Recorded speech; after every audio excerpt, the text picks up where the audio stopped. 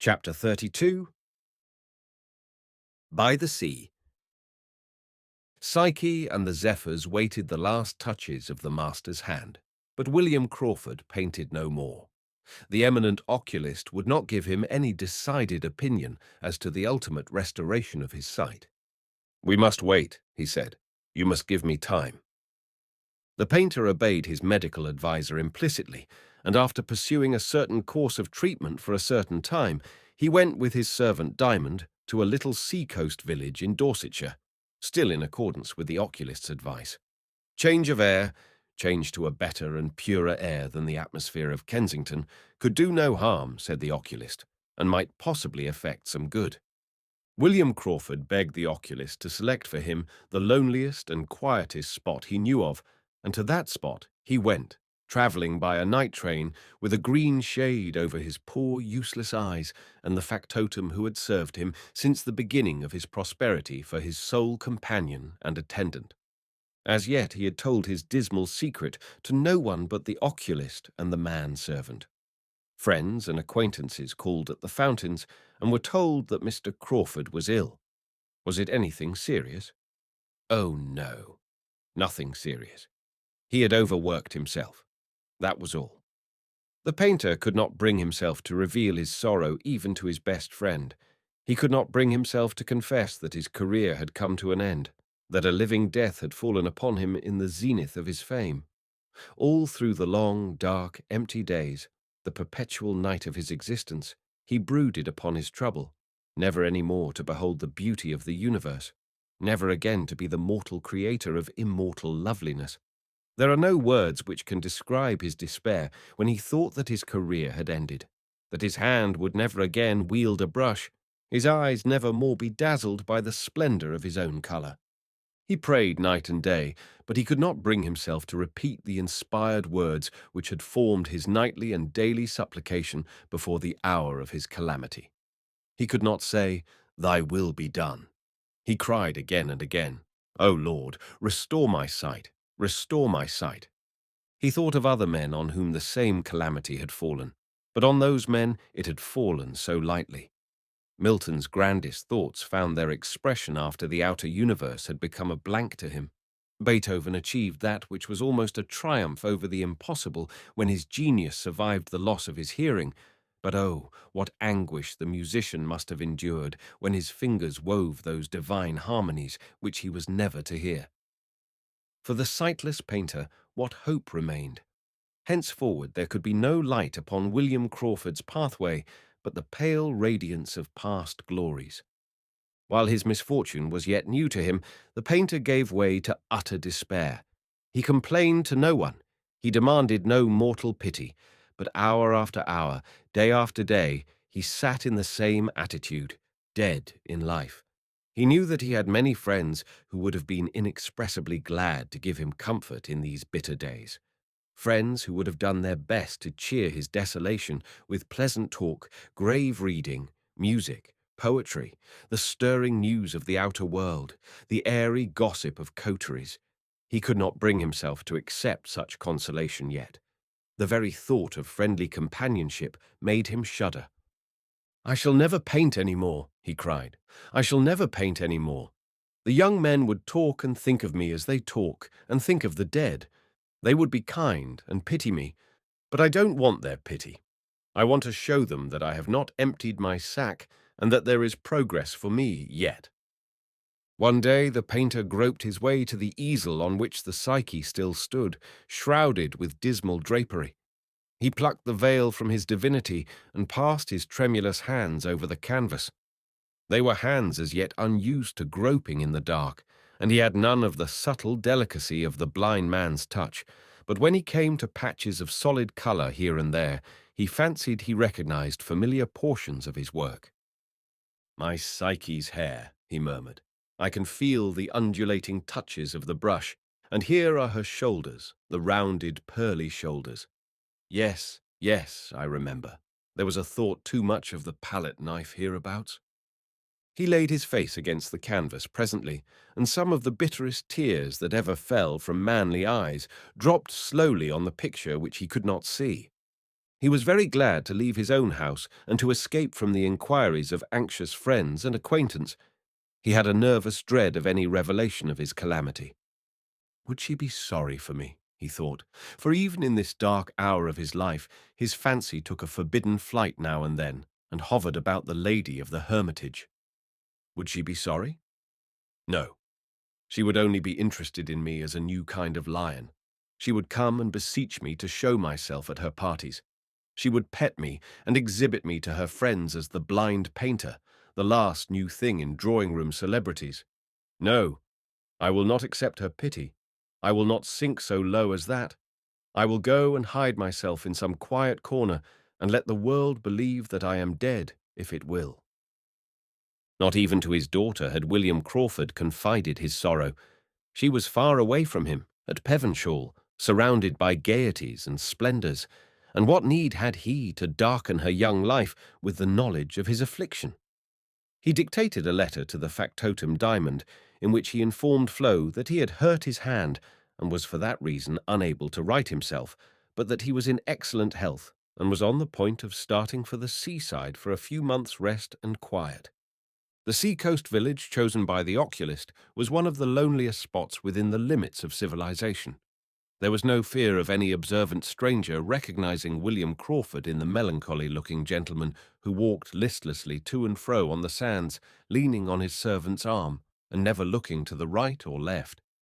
The little hamlet consisted of a cluster of fishermen's cottages, a general shop, and a rude village inn, where the voices of the fishermen might be heard sometimes after dark, roaring the chorus of some barbarous ditty.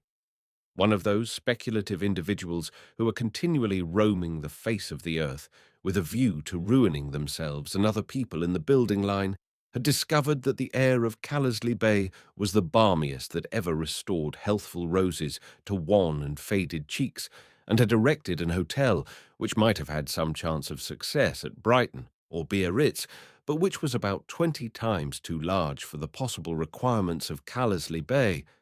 Advertisements had appealed in vain to the British public.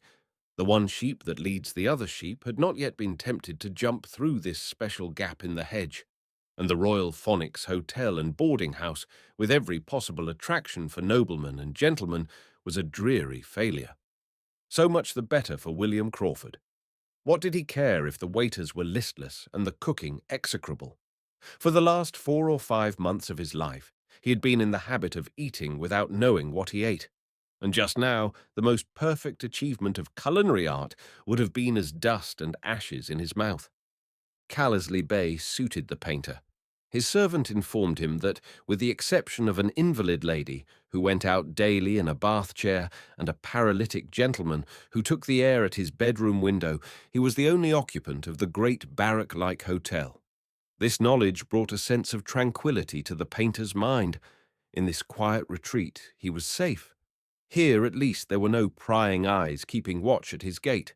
No journalists, eager for information about everybody and everything, and ready to dip their pens into their ink bottles to spread the tidings of the painter's calamity in less than 5 minutes after those tidings reached their greedy ears.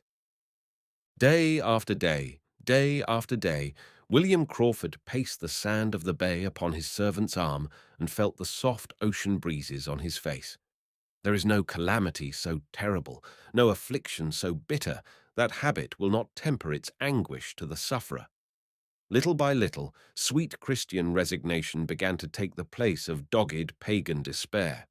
The grief which had fallen upon him lost the first sharpness of its sting. The past, with all its artistic pride and triumph, drifted away from the present, until it seemed to the painter that his blindness was an old familiar sorrow, and the days of his work and ambition strange and remote.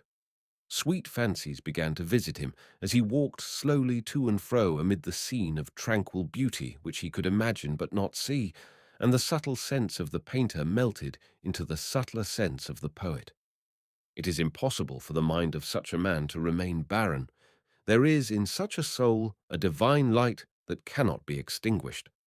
If the painter did not see that calm English bay in all its glory of sunrise and sunset, he saw a fairer bay and a brighter sun going down behind enchanted waters. All the splendors of dreamland unfolded themselves before those sightless eyes. The peerless mistress of Praxiteles arose from a sunlit sea, beautiful as when Apelles beheld in her the type of his goddess. The shadows of the past grew into light in the blind painter's fancy. He forgot himself and his own loss while thinking of fairer creations than his own. The very breath of the ocean brought divine images to his mind. It was not the coast of Dorsetshire which he trod. The sands beneath his feet were the golden sands of fairyland.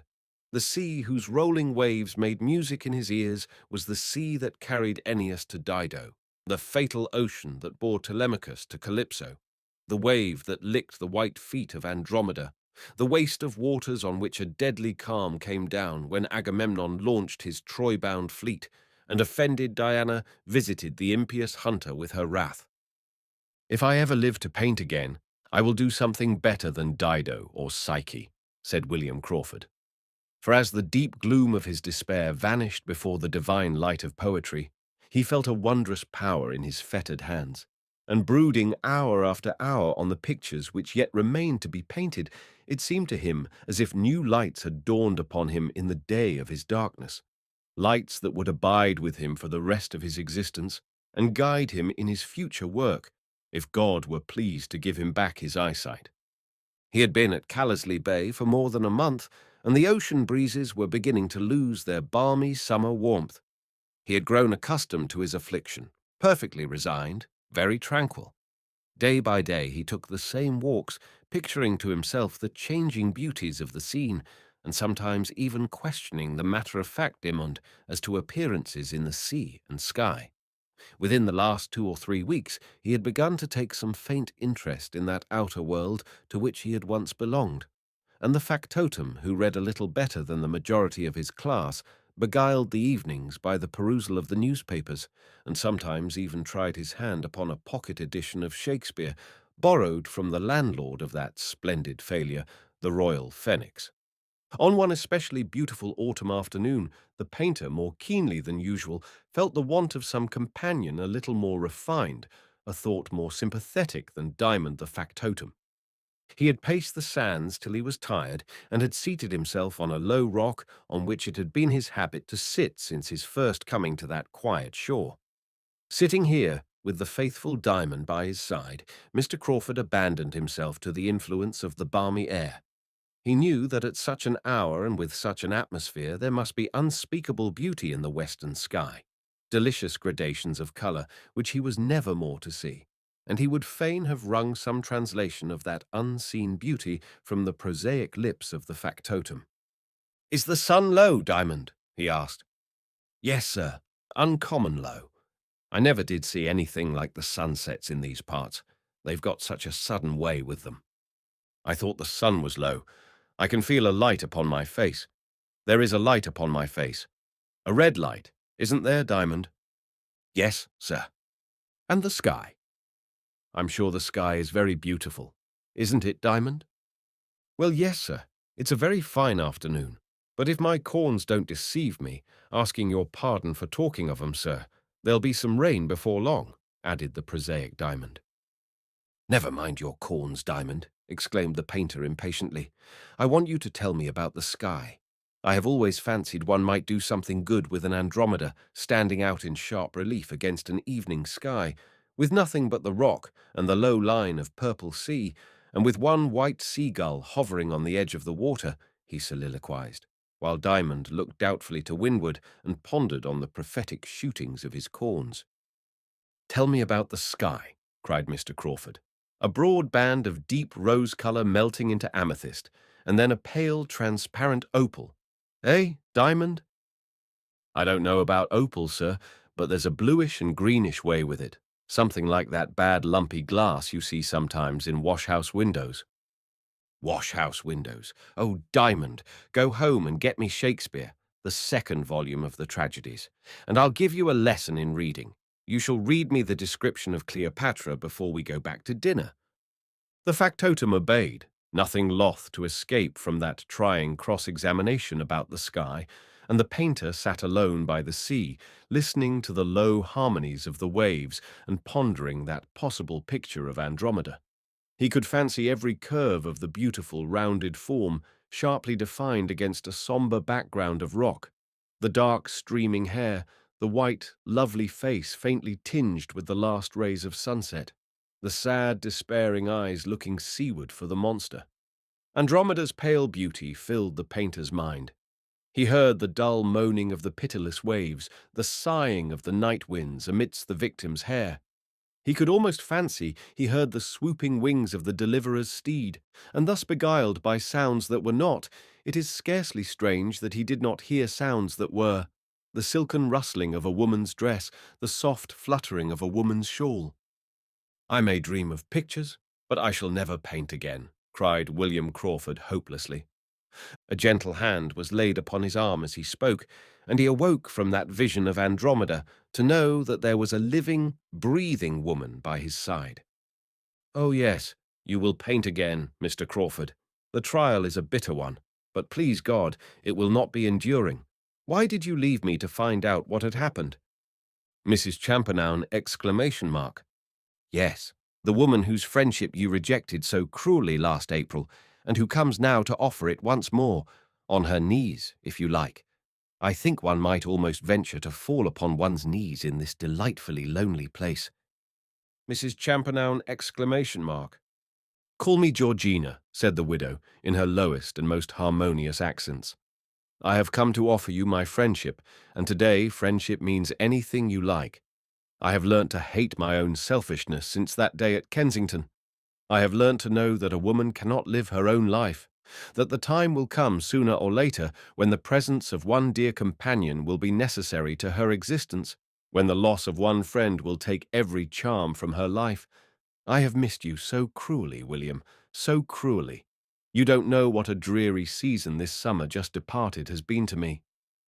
My darling, can I believe, can I imagine this waking dream, the tender words sounding in his ears, the tender hands clinging round his arm, seemed to the painter to constitute a far wilder vision than any dream of Andromeda. And yet it was all a sweet reality. The tender hands were warm with life and sent a magnetic thrill to the very core of his heart. My darling, do you want to make me mad? Oh, Georgina, your presence here is like nothing but a dream. But if I wake presently to find that you have been trifling with me, I shall die. The anguish of such a disappointment would kill me. Do you know that you have behaved very badly to me? Said the widow. You must have known that I loved you. Remember how humbly I besought your friendship, and you scorned me and sent me away just because I was not ready to renounce my precious liberty at a moment's notice for your pleasure. I think you might have had patience with me a little longer, Mr. Crawford. Rubens would never have had 3 wives if he had not shown a little more forbearance to womanly caprice. But I forgive you that offence. What I cannot forgive is your cruelty in letting me remain ignorant of this sorrow that has come upon you lately. You ought to have known that the more uncertain and hard to please a woman may be in a general way, the more fitted she is to play the ministering angel on occasions. Yes, Mr. Crawford, it was very cruel of you.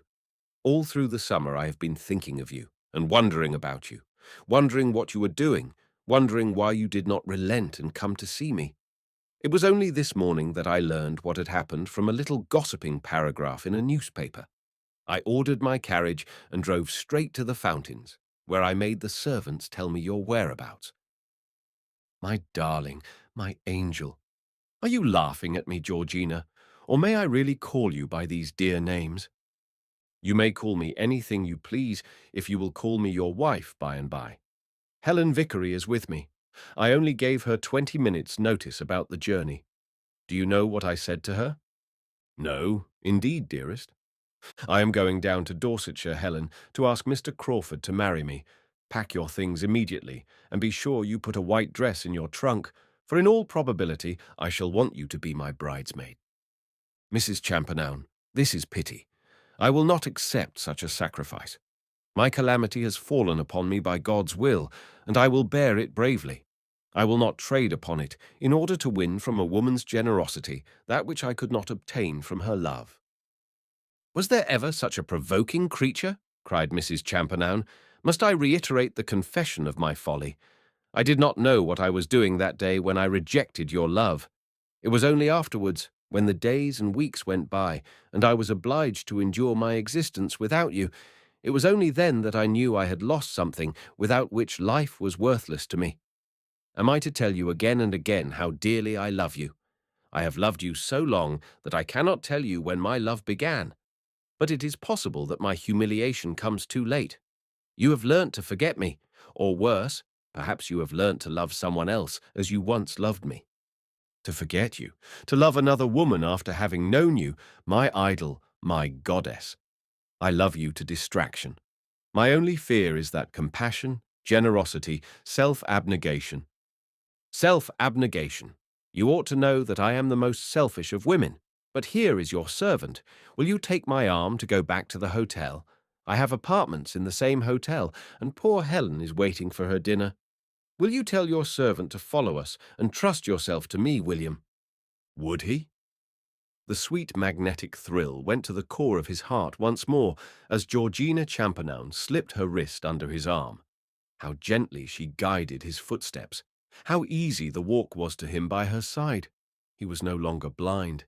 He possessed something better than eyesight in the protection of the woman he loved.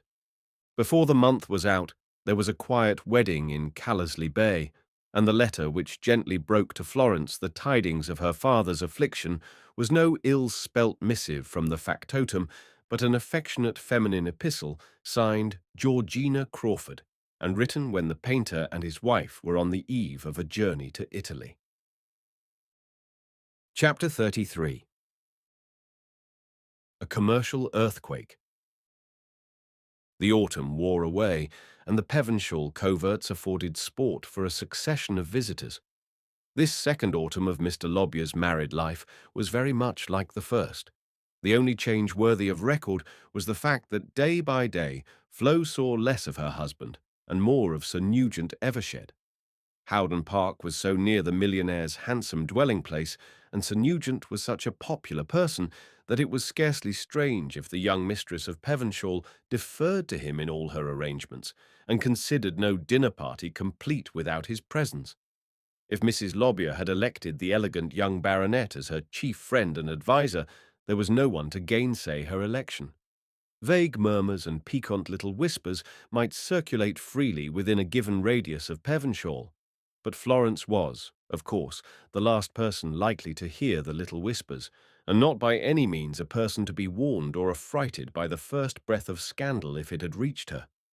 Cecil was ill in London, Mr. Crawford was loitering on a sweet honeymoon ramble in the fairest pathways of Italy, and Mr. Lobyer was absorbed in gloomy watchfulness of the money market and the cotton trade, on the horizon of which prosaic world a great cloud had been gathering during the last few months. There had been awful crashes in the commercial world, thunderbolts falling suddenly in the fairest places. Mr. Lobyer and his Manchester friends held solemn conclave in the millionaire's snuggery, and discoursed of the failures amongst the mighty with grave, ominous faces, but with a certain unction and relish nevertheless. Florence did not even pretend to be interested in the commercial crisis or the commercial earthquakes. "Everybody in our way is being ruined, I understand," she said gaily to her intimates at the breakfast table. "Grey shirtings are obstinately bent on being dull, and those foolish people in America are putting us to all sorts of inconvenience, and everybody who sells cotton is going to be ruined. At least, that's what I gather from the gloomy tenor of Mr. Lobyer's conversation. But that sort of thing is a monomania with very rich people, is it not? The more billions a man possesses, the more obstinately he broods upon the idea that he must ultimately die in a workhouse. I have heard of men with billions cutting their throats under the influence of that idea about the workhouse. But seriously, I do hope that we shall not be ruined. It would be so dreadful to have one's carpets hung out of the upstairs windows, and dirty men making inventories of one's china." Thus discoursed Mrs. Lobyer in her gayest and most delightful manner, to the extreme amusement of her chosen friends, to whom the cabala of the cotton trade was as dark a mystery as to herself. But there were one or two grave businessmen seated at that sumptuous breakfast table, to whom Mrs. Lobyer's frivolous talk seemed like the twittering of some innocent bird, which is premonitory of a tempest. The painter's daughter went her own way, and there was no friendly hand to stay her progress on that dangerous path which a woman is apt to take when she wanders at her own sweet will. She was not happy. Already the glories and splendors of her life were beginning to grow flat and stale. She had sold herself for a price, and the price had been freely paid to her. But of late she had begun to wonder whether the barter of womanly pride and maidenly purity had been made on the most profitable terms within the possibilities of the matrimonial market. Pevenshall Place was a most lordly mansion, but it seemed a poor thing to be mistress of a parvenu's dwelling-place when in the remote depths of her inner consciousness lurked the conviction that she might have reigned in the quaint old tapestried chambers of Howden and held her place among the magnates of the land by the indisputable right of rank, instead of the half-contemptuous sufferance accorded to money. She was not happy. That faculty for womanly tenderness and devotion which constitutes woman's highest charm and most perilous weakness had not yet been awakened in this young wife's heart. Sir Nugent Evershed's companionship was very agreeable to her. His devotion was the most delicious food supplied to that all-devouring monster, feminine vanity. But no pulse in Florence Lobbier's heart beat the quicker for the baronet's coming. No blank place in her life bore witness to his absence when he left her. She liked him, and she bitterly regretted not having met him in the days when she was Florence Crawford. But if there was indeed one tender spot in her heart, one remnant of girlish romance still lingering in her breast, it was not this elegant baronet, but a dark-eyed, bearded young painter, whose image was enshrined in that one sacred corner of the worldly soul. Sitting alone in her room, Mrs. Lobbier was apt to look pensively at Philip Foley's little chef d'oeuvre and to wonder about the painter as she looked. I dare say he is married by this time, she thought, and has set up a house for himself somewhere in that dreadful Islington. I can fancy his wife one of those gigantic creatures whom vulgar men call fine women, mused Flo, as she lifted her eyes to the Duchesse glass in which her slender little figure was reflected. But if the one green spot in the arid waste of a worldly nature was given to the landscape painter, it was no less certain that Sir Nugent Evershed's presence was eminently calculated to endanger the domestic peace of Pevenshall. If his delicate consideration, his quiet homage, his apparently unselfish devotion did not imperil Flo's position as a wife, they had at least the effect of rendering her husband day by day more hateful in her eyes.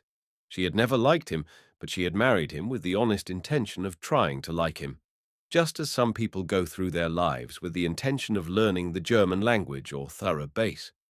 She had tried perhaps a little, but had speedily given up the attempt in despair. And from the hour of her rencontre with Mr. Raymond, she had considered herself privileged to dislike and despise the man whom she had married. She had quarrelled with him for the first time in her life during the last few weeks, and though the dispute had arisen out of some trifle scarcely worthy of remembrance, it had not been the less bitter. Hard words had been uttered on both sides, the hardest perhaps by the impetuous Flo, who was apt to say even more than she meant when she felt herself aggrieved and injured. "Thank you very much for all the civil things you've said to me, Mrs. Lobia. I think I know you pretty well after the charming candour with which you have favoured me today, but I don't think you quite know me yet. You are very young and very inexperienced, and you have a lesson or two to learn before you are much older. I hope I may have the satisfaction of teaching you one of those lessons." This was Mr. Lobbier's parting speech as he left his wife's apartment. The vague threat occasioned Florence neither alarm nor anxiety.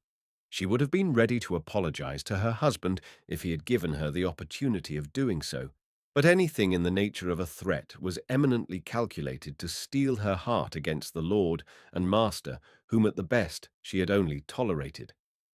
After this domestic storm there came a deadly calm, during which the husband and wife treated each other with frigid politeness. But little by little the storm cloud passed away from Flo's sunshiny nature, and she drifted back into the good-humoured nonchalance of manner with which she had been wont to accept Mr. Lobbier and all other necessary evils.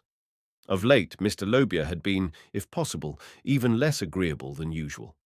A dense gloom had come down upon him, and systematically, as his guests were wont to ignore his presence, There were times when he brought a chilling influence into the brilliantly lighted drawing room, as of a man newly arrived from some frozen region and bearing the icy blasts of that region in the folds of his garments. Flo made one or two feeble attempts to penetrate this gloom, merely as a matter of duty, but found herself rudely repulsed. So she concluded that the monomania, which is the peculiar chastisement of millionaires, had attacked her husband, and that his gloomy musings were darkened by the shadow of a workhouse. After having come to this conclusion, she troubled herself with no further anxiety on a subject which was foreign to the usual current of her thoughts. Mr. Lobbyer went his way, and his wife went hers, and that delightful calm which generally reigns in households where husband and wife are utterly indifferent to each other reigned for a while at Pevenshall, and might have continued if a most insignificant event had not occurred to cloud the serene horizon. The insignificant event was the resignation of one of those superb creatures, the matched footman. How the calamity arose, Mrs. Lobbyer was unable fully to ascertain, but it appeared that the master of Pevenshall had expressed himself to the superb creature in language which such a creature, knowing his own value, could not and would not brook from any master living. The footman had immediately tendered his resignation, had received his salary and departed, leaving his brother lackey in lonely grandeur, and as much deteriorated in value as a Sèvres vase which has lost its companion vase. Flo did not hear of her loss till the man had left Pevenshall. On receiving the dismal tidings, she abandoned herself for the moment to despair. They were so exactly the same height, she cried piteously, and the same breadth across the shoulders. One might get two men the same height easily enough, I dare say, but what is the use of that, if one man is a lifeguardsman, and the other a thread-paper? And now Jones is gone. Tomkins is positively useless, unless I can match him. Oh, Sir Nugent, you really must assist me to find a decent match for Tomkins. Nonsense, said Mr. Lobier. I'll have no more of your matched footmen, fellows who are as insolent on the strength of their legs as your primi tenori on the strength of their voices. I know a man who can take Jones's place at a minute's notice. But will he match? Exclaimed the despairing Flo. That is the question. Will he match Tomkins?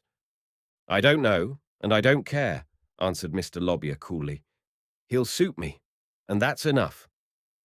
Florence opened her eyes to their widest extent and remained for some moments staring fixedly at her husband as in a trance.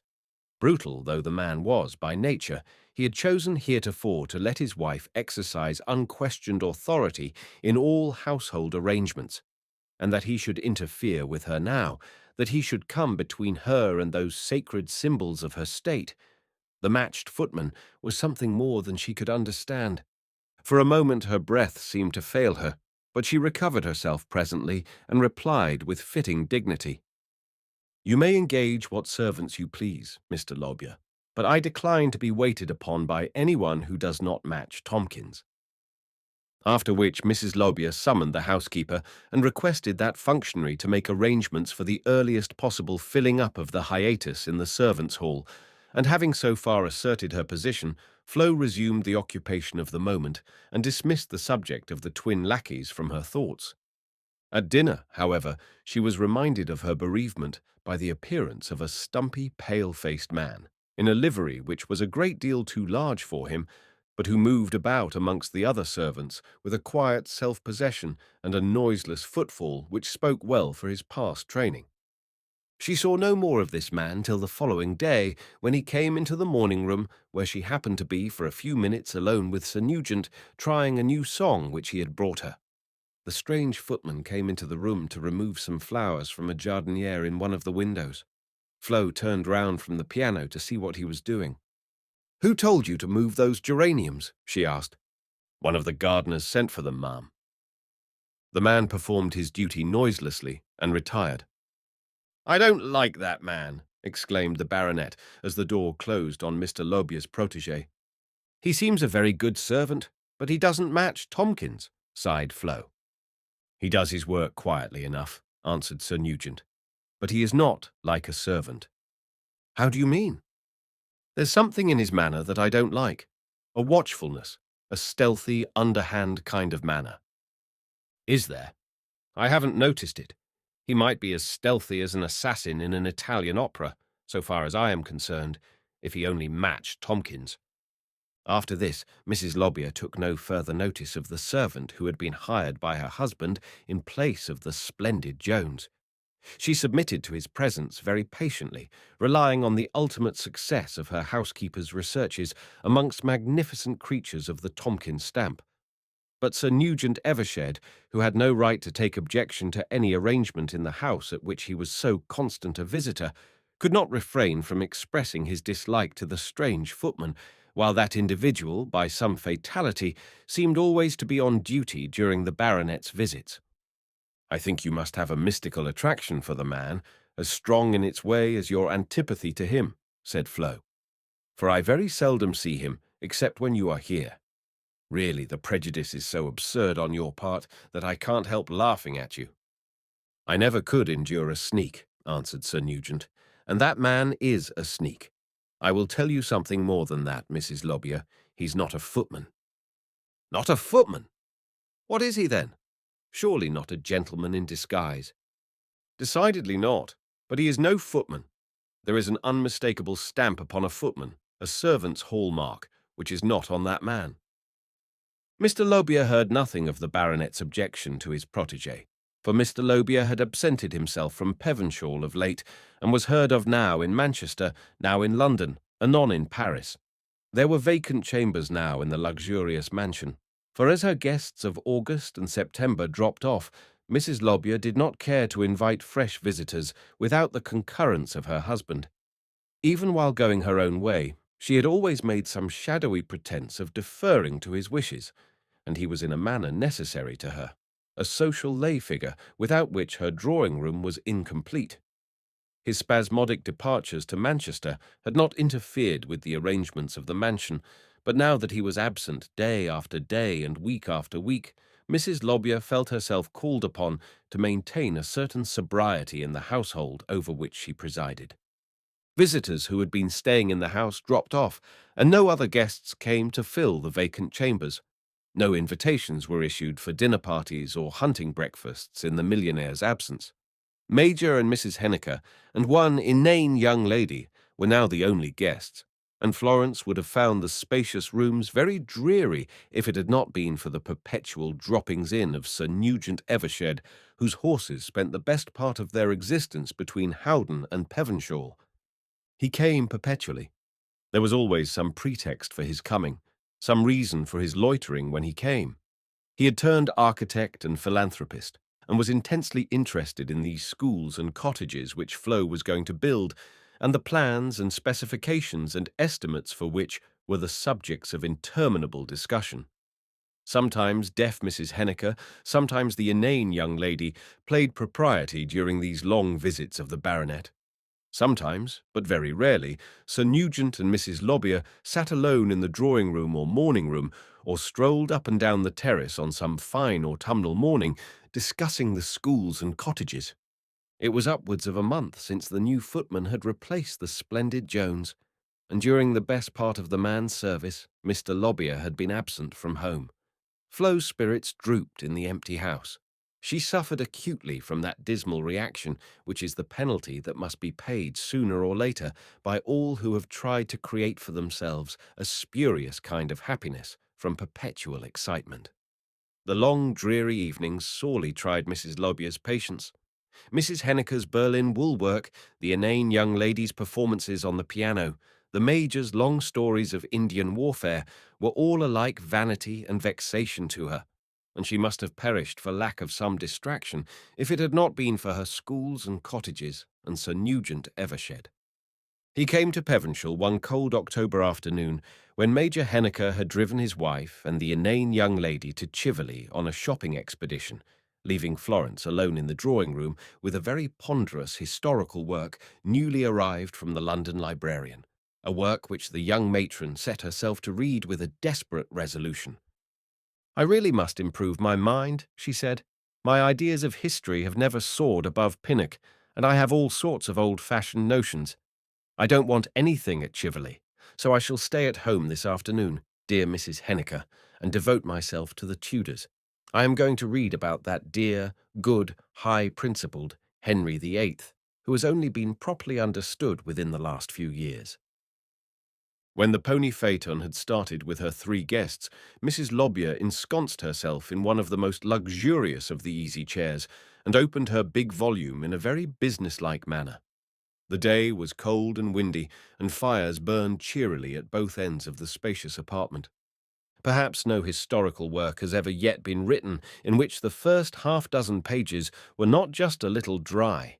The grave historian has of late years borrowed many hints from the novelist, but he has not yet been bold enough to make a dash at his subject in medias res, and to start his first chapter with ventre saint gris, said the king. I have heard enough of this matter, and will brook no further parley. The man dies tomorrow. Nor has he yet deigned to wind himself insidiously into his theme under cover of 2 travellers riding side by side through the sunset. Mrs. Lobbyer was beginning to yawn piteously over a grave disquisition upon the merits and demerits of feudalism and villanage when a servant announced Sir Nugent Evershed. "My dear Sir Nugent, this is kind of you," cried Flo, closing the big volume with a sigh of relief. "I didn't expect to see you again for an age after the dreary evening we gave you on Tuesday." "I have never spent a dreary evening in this house," answered the baronet, as he laid his hat and riding whip on a little table and seated himself in a low chair very near Flo's. "You ought to know that, Mrs. Lobbyer." There was some shade of intention in his tone, but Florence Lobbyer was accustomed to that tone and knew how to parry all such impalpable attacks.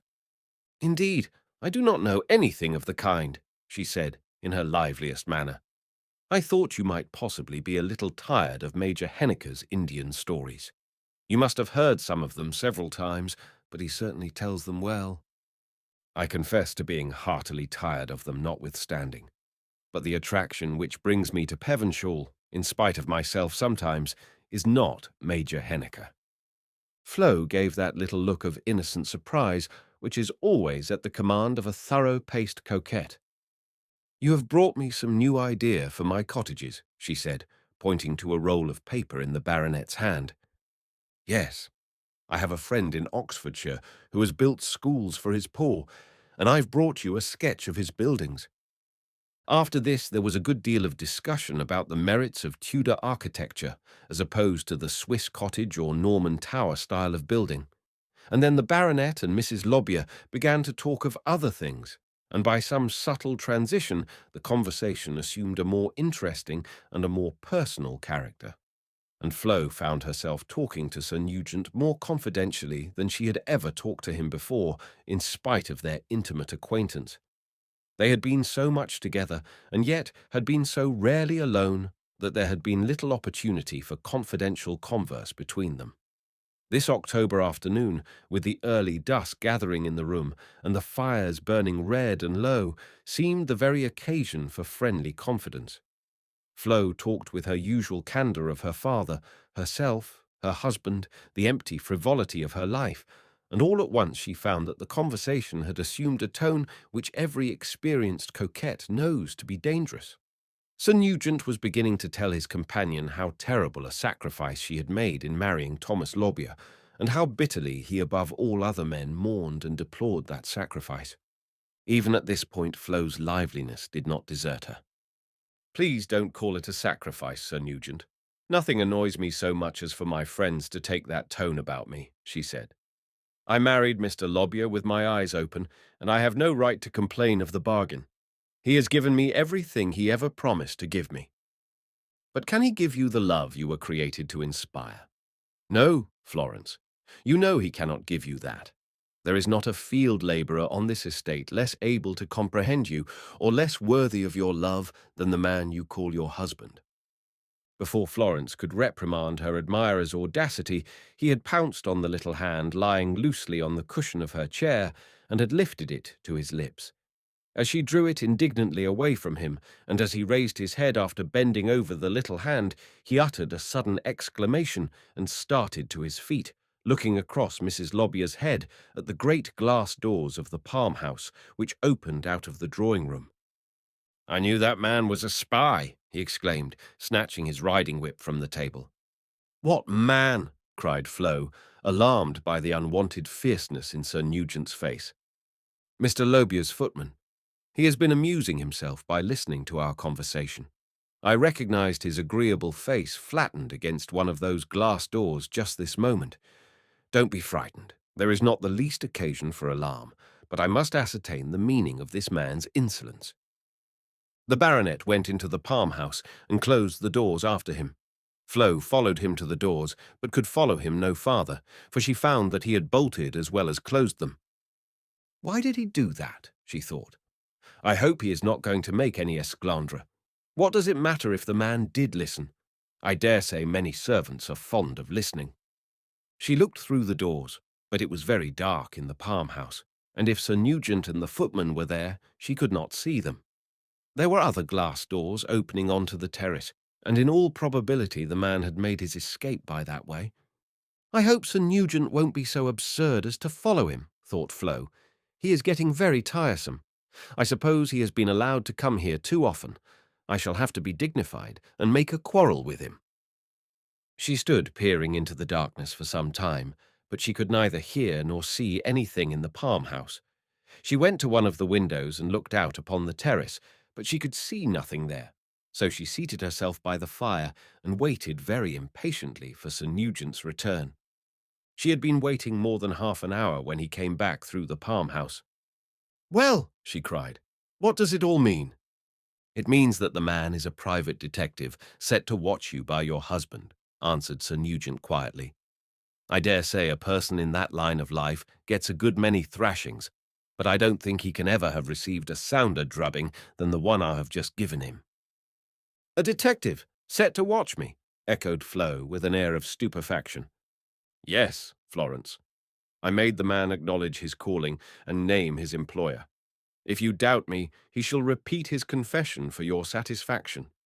These sort of fellows think nothing of going over to the enemy.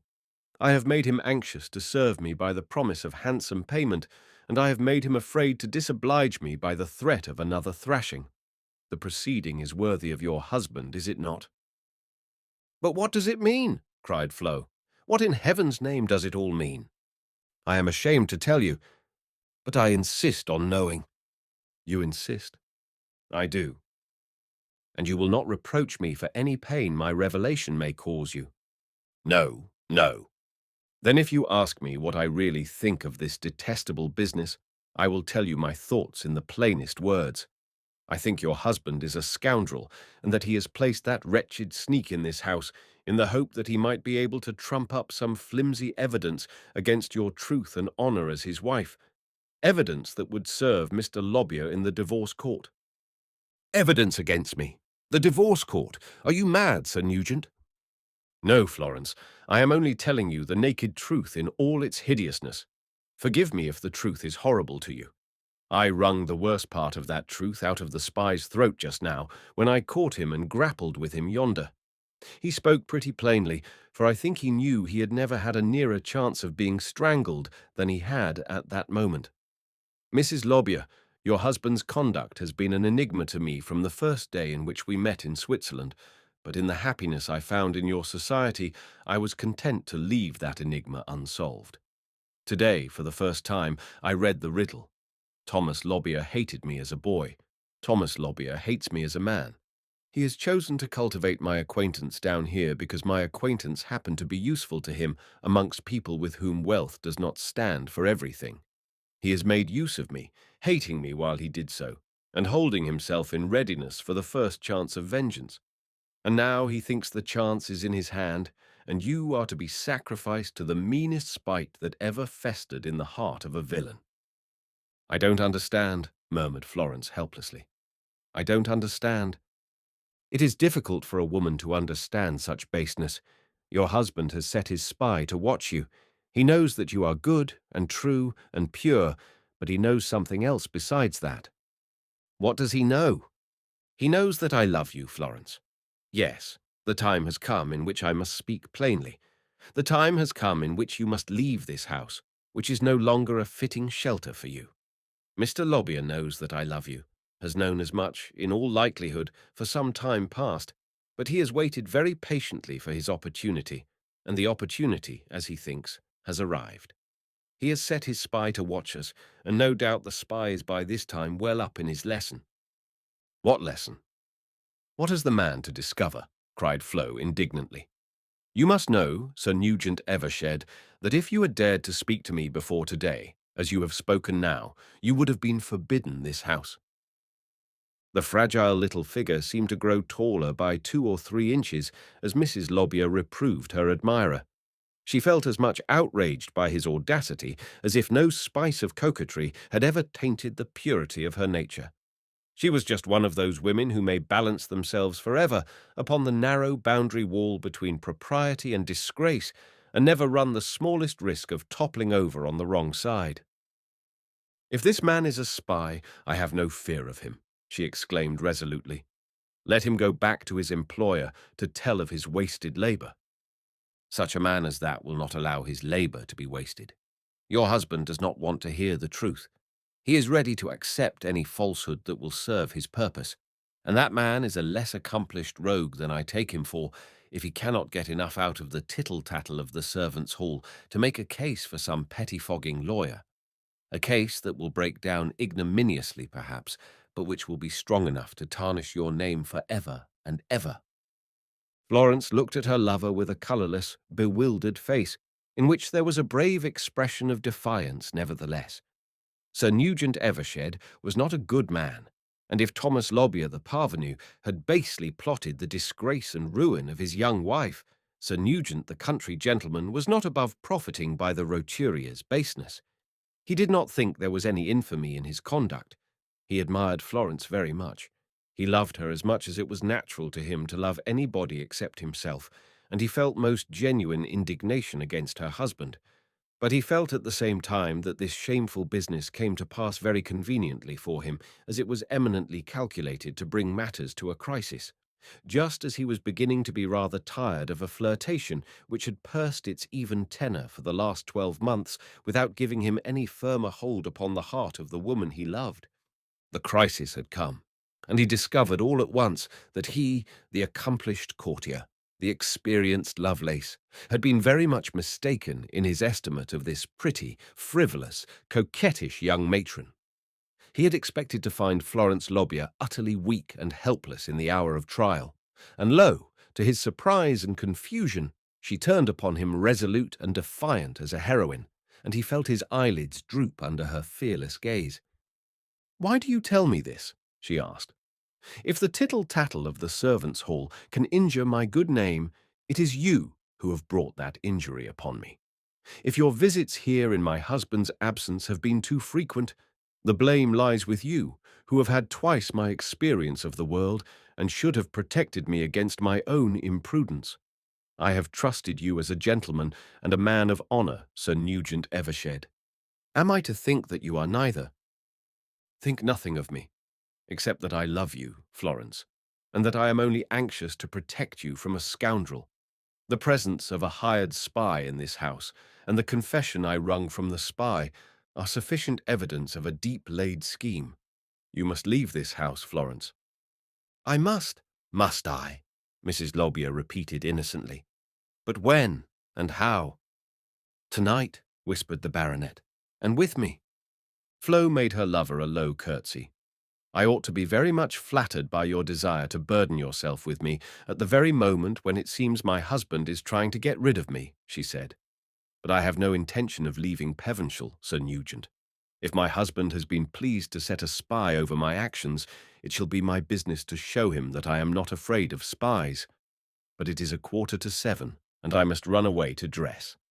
Good afternoon, and goodbye, Sir Nugent. Perhaps, so long as the detective remains and Mr. Lobbyer stays away, it will be just as well for you to discontinue your visits."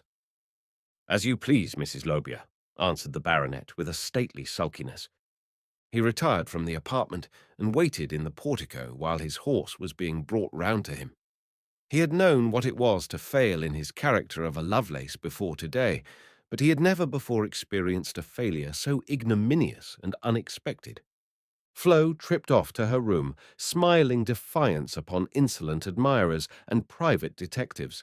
But when the door of her dressing room was closed behind her and she found herself alone in that sacred chamber, she buried her face in the pillows of a low sofa and burst into tears. "What a miserable, empty, frivolous life it is," she cried, "and what a despicable creature I am." The private detective disappeared from Pevenshaw after his encounter with Sir Nugent Evershed. Flo made some inquiries about the man next day and was informed by her housekeeper that he had left in a most mysterious manner without a word of warning. "But I never liked the man, ma'am," said the housekeeper. "There was something underhand in his manner, and I always used to feel a cold, shivery sensation when he came near me." Sir Nugent Evershed came no more to the splendid mansion on the hill, and Mrs. Lobbyer waited very quietly for whatever fate had in store for her. There was no sign of Mr. Lobbyer, neither letter nor message to announce his coming. The inane young lady returned to her relatives, and Flo was fain to entreat her dear Major and Mrs. Henniker to remain with her, lest she should be left quite alone in that spacious dwelling. "I might send for my Aunt Jane," she thought, when she brooded upon her position. "But I think a very little of Aunt Jane would be the death of me just now." A change came over the spirit of the young matron.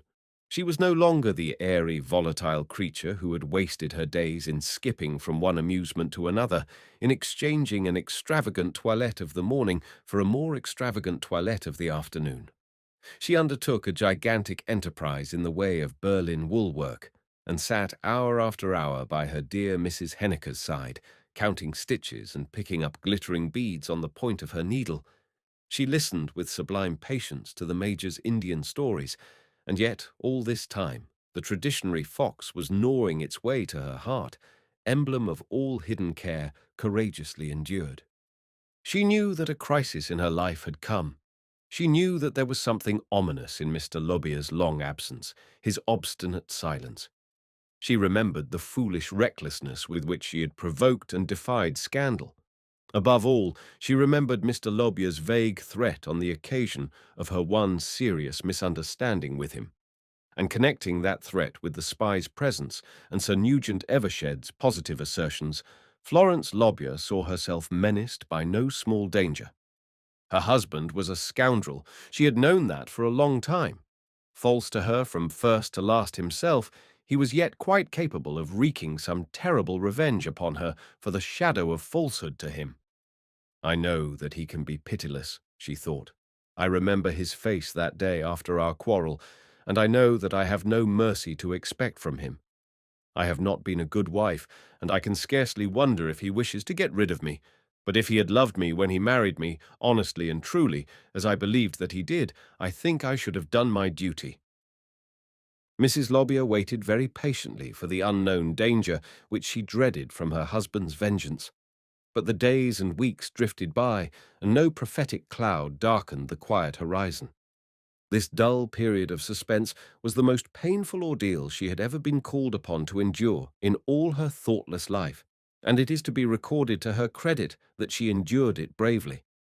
The cloud appeared at last, a big black cloud, but not prophetic of that social tempest which Flo had dreaded. The cloud was the shadow of commercial failure. At first, faint rumours came to Pevenshaw, then more definite reports. At last, the fatal tidings. The greatest of all the great crashes of the year was the crash with which the master of Pevenshaw went to ruin. The pitiless money article recorded the great man's destruction very briefly. Mr. Lobbyer, of the Lobbyer Cotton Mills, and King Street, Manchester, of Mortimer Gardens, Hyde Park, and Pevenshaw Place, Yorkshire, had failed for £500,000. The next tidings that came to Pevenshaw were of even a darker nature, so dark and terrible indeed that Major Henniker felt himself called upon to dispatch 2 telegrams in Mrs. Lobbyer's interest, one to Rome, where Mr. Crawford and his wife had newly arrived, the other to Russell Square, summoning Mrs. Bushby post-haste to the succour of her niece. Before Mrs. Bushby could arrive, Florence had discovered that some new calamity had befallen her and had extorted the dismal tidings from the lips of the Major himself. The commercial crash had only been the first act of the social tragedy. There had been a second and more terrible act. While the news in the money article was still fresh upon men's lips, Thomas Lobbyer had shot himself through the head in his Manchester counting house. The details of his ruin are not worth recording here.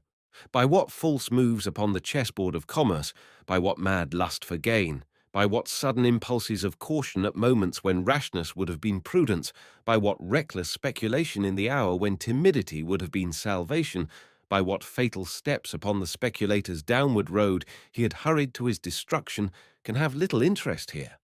It may be set down to his credit as a thoroughly practical and businesslike person that no act of generosity had ever made him the poorer by a sixpence, and that no honourable scruple had ever hindered him from enriching himself at the expense of other people. His iron hand had closed relentlessly upon every chance of profit. His iron heart had been adamant to every plea. If the end of all was failure, he had at least some title to the respect of the practical, and no man could insult his memory by that half-contemptuous pity which a money-making world bestows on the good-natured ne'er-do-weel who has been no one's enemy but his own. The Epilogue. After the terrible crash which ended her brief married life, Florence Lobbyer took shelter with her Aunt Bushby until such time as her father should return to England and be able to receive her at the fountains. Tender letters, dictated by that generous father, and written in Georgina's elegant Italian hand, came to comfort the poor, terror-stricken young widow. No Aladdin palace floating skyward through the thin air ever vanished more completely from its sometime possessor than the splendours of Pevenshall vanished from her who had once been the queen of that gorgeous mansion. Of all the grandeurs of her married life, Mrs. Lobbyer did not carry away with her so much as a trinket. Iron-hearted functionaries swooped down upon the noble dwelling which honest, hard-working Thomas Lobbyer the elder had created to be an abiding monument of an industrious and honourable career, and the widow was given to understand that the gown upon her back and the wedding ring on her finger were about the only possessions she had any right to carry away with her. Poor Florence was glad to part with the costly frivolities for which she had sold herself. She was glad to separate herself from every evidence of that ill-omened bargain. She looked back upon her past life with unspeakable horror. The letters found in her husband's desk had confirmed Sir Nugent Evershed's suspicions of that husband's baseness. They contained ample proof that Thomas Lobbyer had been engaged in the attempt to get up evidence against his wife's honour at the moment when commercial ruin overtook him, and that he had plotted a vengeance that should involve the enemy of his boyhood and the wife of whom he had grown weary in the same destruction. It was scarcely strange, therefore, if Florence was glad to escape from Pevenshall and from everything associated with her married life.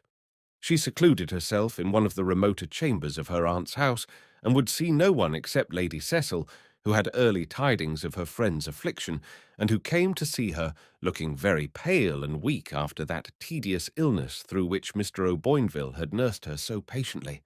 The two women embraced each other tenderly. For some minutes Cecil sat in silence, with Flo's slender black-robed figure folded in her arms. Then they talked a little in low, suppressed voices of the dreadful event which had occasioned the wearing of that dismal black raiment. "You must come to Chudley Combe with Lawrence and me," Cecil said by and by. "Mr. O'Boinville has bought the dear old place where I spent my childhood, Flo. It was the negotiation about the purchase which took him away from Pevenshall that time. Oh, Florence, I can never tell you how good he has been to me.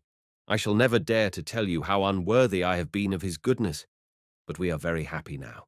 Thank God, we are completely happy now. He nursed me all through my long illness, and I used to wake and see him watching me in the dead of the night, when I was too languid to speak, and powerless to tell him that I was conscious of his goodness. It was in those long night watches that I learnt to understand him, and now I think there is nothing in the world that could come between us." This was all that Cecil said about herself. She stopped with her old friend for some hours, and in the course of their conversation it transpired that Major Gordon had gone to Spanish America with a party of savans and explorers, on a mission which involved as much peril as could be found on any battlefield. Flo accepted her friend's invitation and spent some weeks in the old-fashioned house surrounded by Devonian woodland and within sound of the low murmur of the sea. She stayed with Cecil, till she was summoned to the fountains, where her stepmother received her with quiet tenderness that was infinitely soothing, and where she found her father just beginning to hope that he might live to paint his Andromeda. "I am equal to either fortune," he said, turning his face towards his wife, illumined by a more beautiful smile than even his pencil had ever transferred to canvas. "For in Georgie I have something better than mortal eyesight. I have been so happy as the poor blind slave of my Delilah that I am almost afraid I may lose something by regaining my sight." In that bright, peaceful home, with all fair and pleasant images around her, Florence found it easy to forget the past. Sometimes, when she lingered before the glass, arranging the bright rippling tresses under her widow's cap, the image of Sir Nugent Evershed flitted through her brain. I was weak enough to think that he really loved me, and that if I had been free, he would have been at my feet, she thought with a blush. And though I have been a widow nearly a 12-month, he has never come near me, or made the faintest sign of any interest in my fate. It was very pleasant to flirt with the foolish mistress of Pevenshall Place, but Sir Nugent is too wise to marry a bankrupt cotton spinner's widow. I begin to think there is only one person in the world who ever truly loved me. That one person is an individual who is rising gradually in the estimation of his fellow men as a landscape painter, and who comes to the fountains now and then on a Sunday evening, and seems always glad to find his way to the quiet corner where Florence sits in her widow's weeds. If the sombre dress, invested with a grace by the artistic hands of Mrs. Crawford's milliner, happens to be very becoming, it is no fault of the young widow, who owes her present charm to no coquetry of manner, but rather to a pensive gravity which the dismal close of her married life has left upon her. She's so young and so pretty that no one looking at her can doubt for a moment that the hour must come sooner or later when a new life will begin for her, and a bright future open itself before her thoughtful eyes like a sunshiny vista in one of Philip Foley's landscapes. There are people who venture to prophesy that the landscape painter will be the happy individual for whose enchantment those dismal draperies of black will be transformed into the white robes of a bride. Meanwhile, life glides smoothly by at the fountains.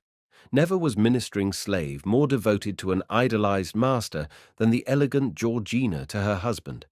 The bronzes and cabinet pictures and Persian carpets and Angora cats have been removed from the hermitage to Mr. Crawford's dwelling, and the little retreat in the lane near Hyde Park is again in the market at the moderate rent of £700 per annum. It is scarcely necessary to say that Mrs. Champernowne's admirers were surprised and indignant when the tidings of her marriage fell like a thunderbolt amongst the ranks of her victims. But time, which brings resignation to all earthly mourners, has consoled the idolaters of the widow, and they flock to the fountains, as they flock to the hermitage, to burn incense at the shrine of the most charming woman in London.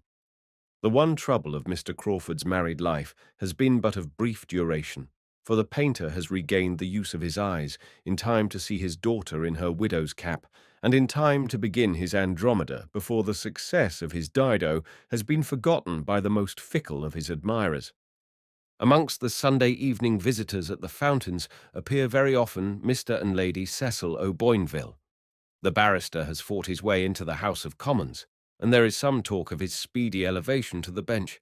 He has removed his household goods from Bloomsbury to sunnier regions, within sight of the verdant vistas of Kensington Gardens, and Mrs. Maclaverhouse tells her niece that she has reason to be thankful to the Providence that has given her so good a husband and so handsome an income. Cecil lives to look once more upon Hector Gordon's wedding cards, but this time the sight brings her no pang of regret. She hands the little packet to her husband with a smile and says, "I am so glad he is married again, and I hope he will be as happy as we are." The barrister looks up from his Times to reply with a vague murmur, and then resumes his reading.